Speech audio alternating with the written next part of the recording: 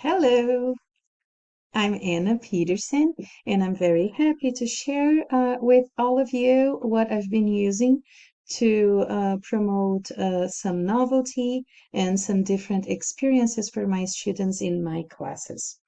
I'm going to share with you one of the tools that I use. I work in the United States. I teach at the college and university level. My students come from different backgrounds, different nationalities, and I also have a multitude of ages. I have students ranging from 17 years old to 67.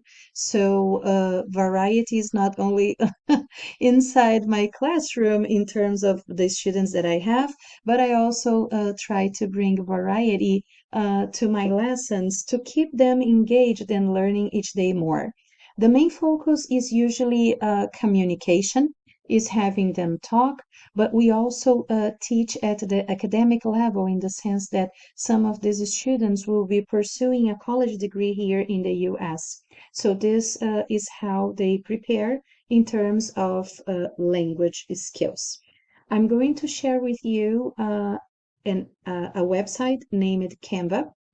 Canva is known among many students actually for its beautiful templates. And when you are, for example, having a presentation for your class and you want to add some slides to it, Canva is one of the websites that the students use a lot. Canva has a free version, so anyone can access. All you have to do is to sign in. So you are going to add your email and some information about you, what you are using the website for, if it is for education, if you are a student, if you are an instructor, what your reality is. But this is quite fast. You can do this in a minute, and then you can start using the website. One interesting thing is that if you teach at a school level, by school level I mean primary, secondary education, or elementary, middle school, depending on where you were from, this terminology will change. But let's say school, K-12, kids really, or teenagers. If you are associated with a school and you have an email from the school, you can use Canva for free. They have a version for educators, but this works for the school level only, not my case, which I am in higher education. So what I'm sharing with you today is actually the free version. And still on the free version, there is a lot you can do. Let me show you. The first thing, obviously, you must do is to go into the web page. For that, all you have to do is to type in canva.com, and this is what you will have. As I was saying before, Canva is very much known for its templates. So the templates can be for education, for presentation. You can create social media posts, you can create videos, you can create printing versions of documents. You can create a whiteboard in which people can join and collaborate. So this is also very interesting to be used in a language classroom. You can create a website, you can edit photos, and now they have a new possibility of writing emails for you. What we are interested in is Canva AI. When you click on Canva AI, that you can find it here, right on the front page, or if you come here on this left bar, you also have Canva AI. Once you toggle down the possibilities here, if you click on create, or also you can access it. I'm going to go here. That is the first one that I have. Canva AI, you can design things, you can create images, you can create documents. And this one that says code is the one that can create games for you. This is quite interesting and you could use it, but for the sake of time, I'm not going to put it here today because it takes a little while to create the game, but I'm going to instruct you how to do it. What we will start doing is Imagine you have a class of students who are low-level students, and you have to teach them how to write. It's part of the core skills, it's part of your class. So what we are doing with Canva is not only the possibility of you, teacher, creating classes, creating lesson plans, creating worksheets, but we are bringing AI or generative AI to the classroom for the student to use. So I am considering here, of course, a scenario in which we are lucky enough to have a lab that students can have access to, or even luckier if the students can bring their devices to class.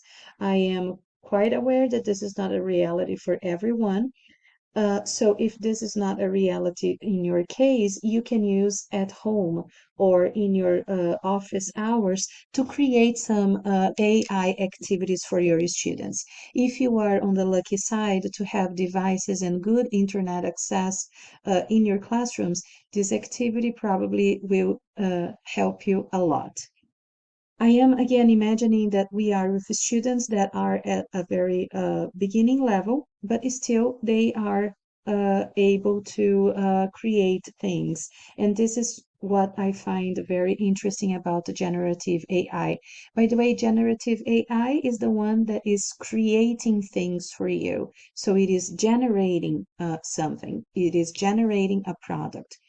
Of course, we should be aware that when we are generating something, uh, we are consuming energy, we are consuming water, and this is something that we should be aware of and make our students aware of as well. It's not because it is free of charge and because it is available that it should be used without any consideration. So the idea here is to bring novelty, but it's not to every class. It's not all the time. It can be like an ending project. So writing class, beginning level students. We are going to ask students to upload their writings. This can be in a document form. If I click here plus, I can upload a document, or I can just simply ask them to type their own production. Imagine that my activity, my previous exercise was for them to write about their dream city, it could be dream vacation, it could be dream house, whatever it is. But I am imagining that I am in a class that has just learned there is, there are, and this is what we are using here. We are prompting AI to create an image based on the writing of our students. So look how interesting. Create an image based on this description. Oh, but Anna, my students don't know what the description is. How can they input this? Well, you can make this language a bit more simple if you prefer, or you can just write the prompt on the board and they simply correct. That doesn't matter. What you are doing here, the focus is what they have written previously and what they are inputting here.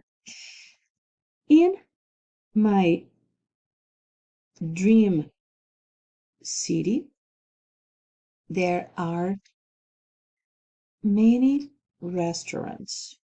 I could put fast food restaurants, I could put Italian restaurants, I could put as I wish. On purpose, I will put here there is soccer fields. Why on purpose there is soccer fields? Because this is a way for the students to realize that something is wrong here, and you can tell the student this, but also it's for you to see or to make sure that AI understands even wrong language. Has the good parts and the bad parts, but it is what it is. So create an image based on this description. In my dream city, there are many restaurants. There is soccer fields. My house, maybe you see that it was correcting me there. My house has, oh, sorry, we're practicing there is, there are, I'm sorry. In my house, there is a swimming pool and dogs. Just a simple thing that our students might come up with. Once I input my text or I upload the document, this is another possibility. Even with a mistake, that wouldn't be a problem. I will hit image, and then after I hit image, that this is what I wanted to create, I will submit. It will take a minute to create the image, but at this time it is creating the image, and look at the images that it has created. So what is interesting here? Oh, I love this with the dogs in the swimming pool. So remember when I was talking about free version or non-free version? If you want to boost the resolution, you would need the paid version. This is what this sort of crown stands for. But then look at the image here. There is the dream house, the dogs, the soccer fields, everything is in there. And then a kind of modern city. I don't see much of the restaurants because I think we had mentioned restaurants, but still it is okay. Based on this image that comes out, students can write a new piece saying what is different, what the AI did not get right. Also, I can take this picture and send to another student, and the new student will have to write a description of the picture. So you see how many folds a simple writing activity or a simple image creation can bring. This is one of the resources that you have available on Canva, but once you click on Canva AI, you will have all these possibilities to work on. So when you click on code, it will create games for you. So you will write your description here, and when you click code, the game will be created. Again, it takes an extra minute for this. Maybe the gaming part you do at home and bring the link for them to play in class. Video part, some part of the video clips would need to be paid for, but if you are in the school mode, you can still do it. You can create documents, again, images. You can design things with it. You can create a memory game. You can have students describe an image. This could be a writing activity and then input here. If you want to do speaking, you can chat using your voice. So once you click you chat using voice, students can input their voice to see if AI will understand. Let's see this one. Let's imagine something. You have to give access to your microphone, obviously.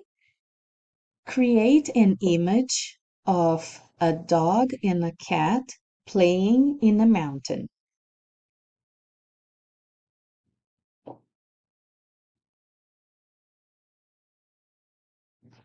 So let's see what will come of this. This is something that just popped up in my mind. So look at this. There the picture is. So we are using AI, generative AI with our students to create images, practicing writing skills and now practicing speaking skills.